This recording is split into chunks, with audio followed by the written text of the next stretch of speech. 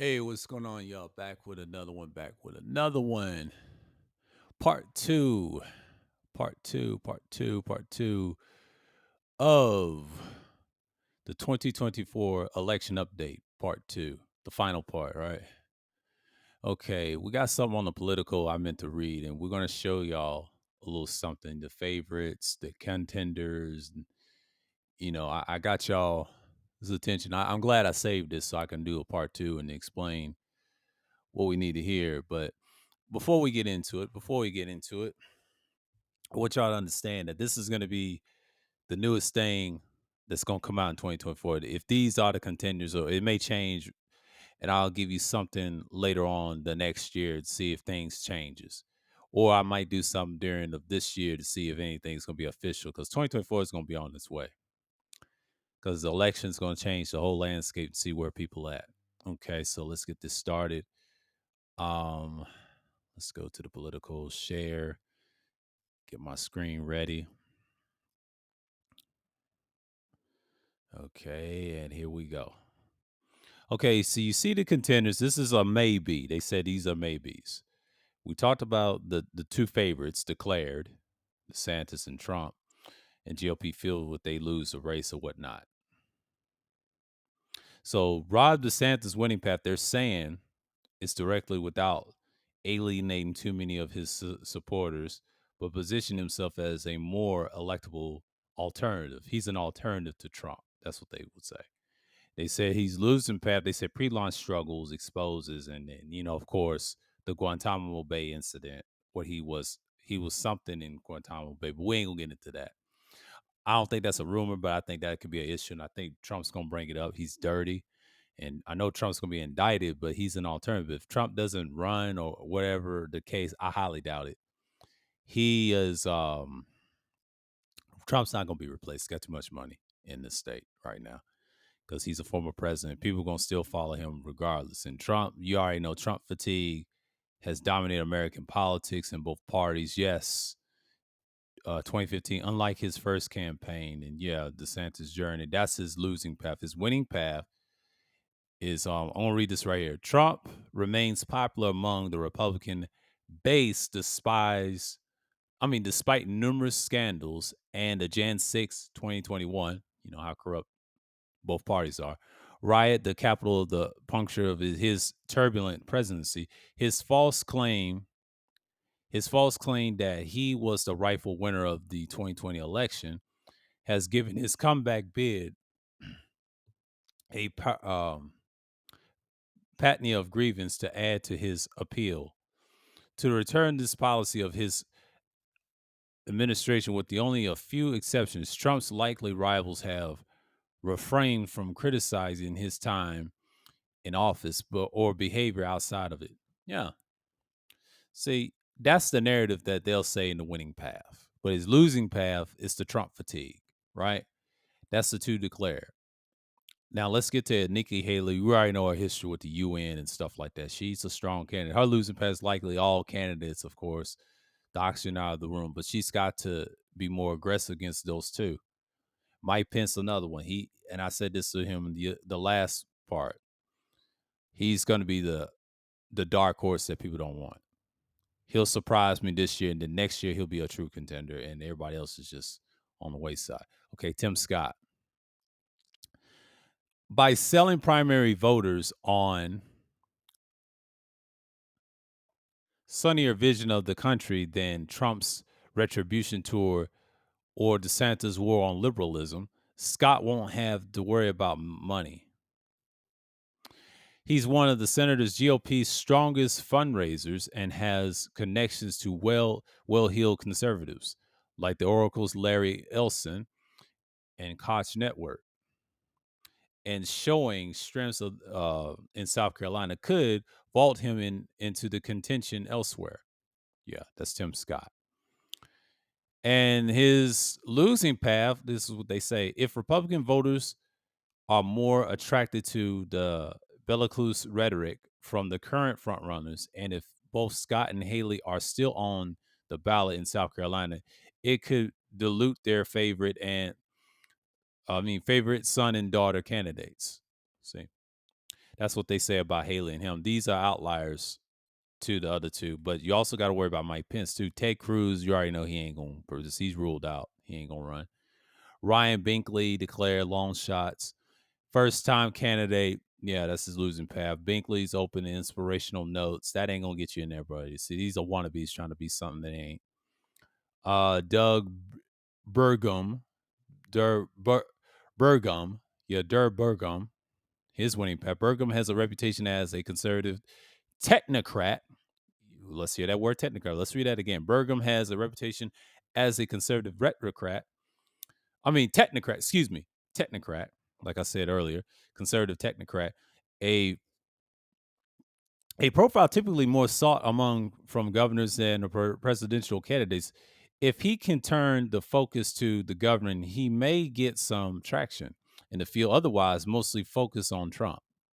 That's what they're going to try to do, focus on Trump if he was smart. Without any national profile, Burgum is counting on making an impression in the party's primary debates. If he qualifies the White House North Dakota voters, enact the term limits on the ballot in the 2022 grandfather clause would still allow Burgum to seek a third term in 2024. If a president bid doesn't work out, if the president bid doesn't work out, if it doesn't work out, he'll seek for 2024. Yeah, he'll be governor again. I don't think he's gonna win. Burgum is not gonna win. That's his choices. Here's Chris Christie. Let's the man of the hour.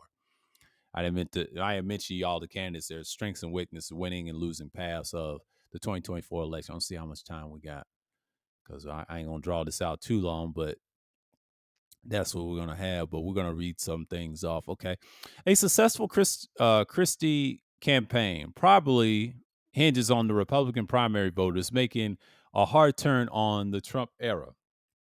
He is clearly hoping to engineer that himself by attacking the former president directly and clearing the path for the alternative. Christie did effectively end Marco Rubio's 2016 campaign on the debate stage, but Trump commands much more loyal base. See, losing path, 2012. Christie seemed to have a real shot at the nomination during his first term as governor, but his missed moment when he decided not to run. By the 2016 race, he was unpopular at home and never gained traction. But this time, it's dubious whether GOP primary voters want to hear what Christie's version of truth telling about Trump's conduct and personality. Now, that's the losing path he'll take.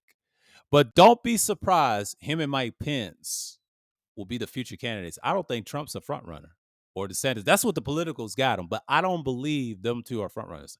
It could be Christie, it could be Mike Pence or Nikki Haley. It could be anybody, but they have some good choice. This is old, but I'm bringing this up. This is an update where they at now because this is Summers will be this week on the 21st, of course.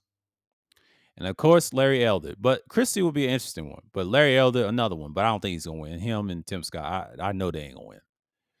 Former conservative media personality whose first looked the plunge when he campaigned to replace California Governor Gavin Newsom in a failed 2021 recall effort is going national.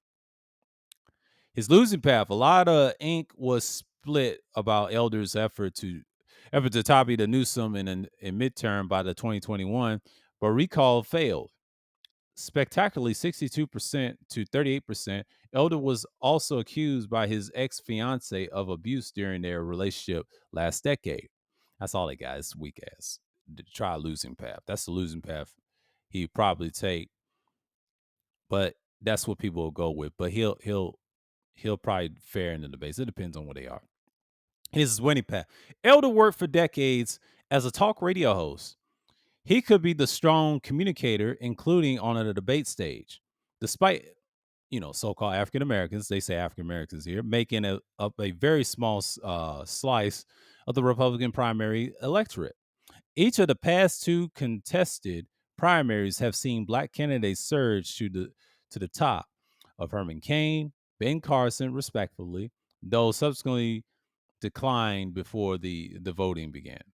Yeah, it started declining the voting again because people don't want to be a part of it. It takes a risk to be See, Tim Scott and him are the only two that make sense for us, but in real, they don't represent us as a collective. I'm gonna say that. I mean, they don't represent us as a collective, but they're just gonna be puppets. We just got to see. I don't think me personally, neither one is gonna win. They don't want the real thing up there. See, Obama was a fake version of us. All he did was set us back for some years, but we ain't gonna get into that. That's a whole nother discussion. I don't care for Obama like that. I didn't vote for him twice. I voted for him probably once. I was lost. I'm gonna tell you a secret. I was lost into the truth at the time. I was very pro black. I was on that BS back in '08. And I kind of changed in 2011. Then when I saw the truth of Yah, I had to cut ties with that. Learned a lot since then. Asa Hutchinson. Okay. Lengthy career, public officer, U.S. attorney, blah, blah, blah, DUA. Yeah. Let's talk about his losing path. He could end up like the two of Trump's 2016 rivals, former New York governor George Pataki, or another former Arkansas governor, Mike Huckabee, who barely registered after their political moments have already passed them by. Winning path. Hutchinson has expressed misgivings about the GOP's direction during the Trump era, but selling a return to the conservatism of the 1990s and the 2000s. That's the Barry Goldwater conservatism / Bush type politics, at which it doesn't exist. It only exists in that period. It worked, but it failed miserably when they went to war and all that other stuff. But we ain't gonna get into that. That's a whole nother spiel on that. And it's uphill climb, but he says Trump should drop out of the race following his indictment in New York. Far from the majority of opinion in the party. But as a Hutchinson, that's what they say. He should drop out of the race and let the other guys come in. It's a possibility. Perry Johnson. Johnson failed to qualify for the ballot in his last campaign for Michigan governor in 2022, but in the businessman, self-described quality guru has already been running cable TV ads in Iowa. His is losing, but like other self-funding long shots, there's a limit of how much their own money someone would spend if they aren't going anywhere. That's the truth. See, he's a business tycoon that ain't gonna make it. That's his losing path. Is his winning path.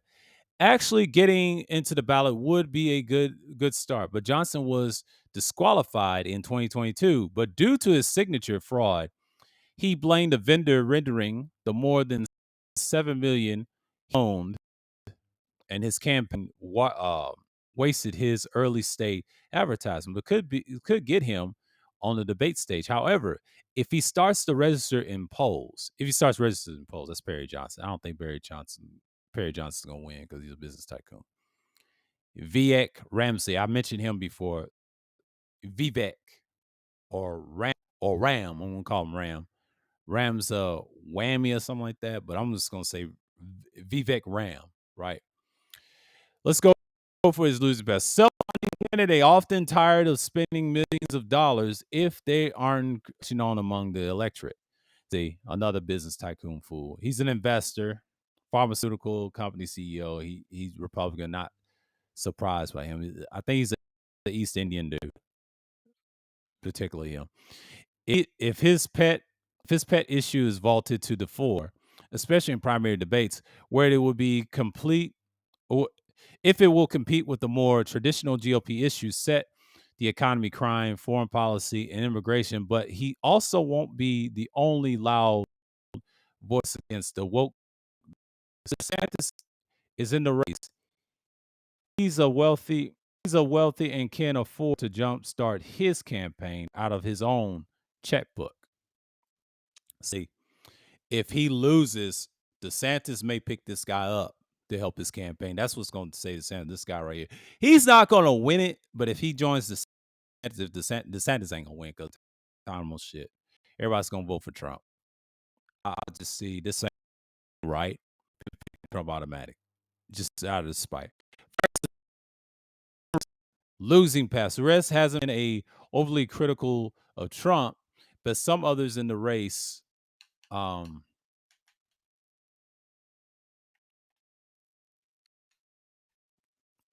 in the race, some others in the race, but he said he did for 2020.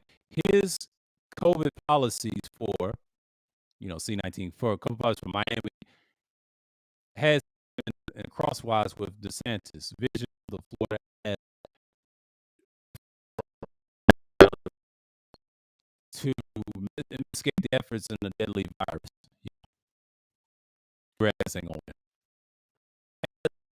Major Latino Perez can credibly claim appeal with the important GOP persuasion target. And the idiots they gonna run for office. They ain't nobody vote for their weak asses. Think about it. It's a white man's country.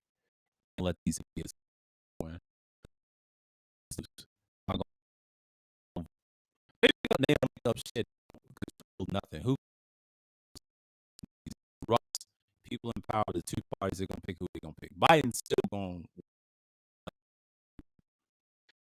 It's Will Hurd, former Texas Congress. It's a black dude. So-called one of us that, criticism, of course, is when the officer and all that. Yeah, he ain't gonna win. That's a maybe. Mike Rogers may be nobody. As a TV pundit, another Republican is a break cable news. He ain't gonna win. Greg top front bases anywhere in the country. He ain't gonna win. Christy Nolan, unlikely. These unlikely. Marco Rubio, unlikely. Little Marco.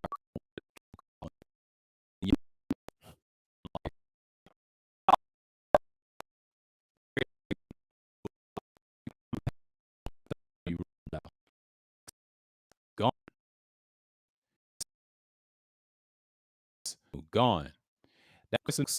That's the candidates of 2024. This is the final part. And what y'all think, man? Like, this is what we got. This is what we and expounds on, That's from the political. I ain't gonna get into it. I ain't got much time. And I just did a Father's Day recording. It's just what it is. You know what I'm saying? But it is what it is. Hold on for a minute.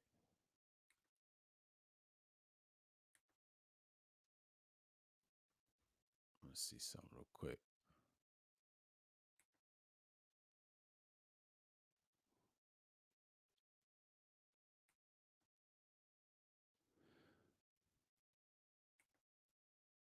Dump it off for a minute. All right. Yeah. I had that white screen for a minute. I'm sorry. But it's, I had something posted in the back. So basically, I didn't mean to show that white screen, but, yeah, I had to dump that off. My apologies. But, anyways, what you see in the Trump thing, yeah, my connection's back. I had to drop something in the back. It gets lagged on the end. What you saw in 2024, the political and things like that, and then where it expounds. I think where we at today is like you see guys that's not really, so to speak, like, that's been ruled out. But we know what we're seeing is just. But that's the candidates in 2024. Republicans, of course, that's what you're gonna see. But it may change later on. But I have something for y'all in the meantime, and just stay focused. But like I said, this stuff continues. What we see and is what we get. But until next time, I'm signing off. This is part 2 of the update of the 2024 update election, Republican election, part 2's candidacy to against whoever, Joe Biden or whoever. So with that, until next time, and I'm out, and shalom.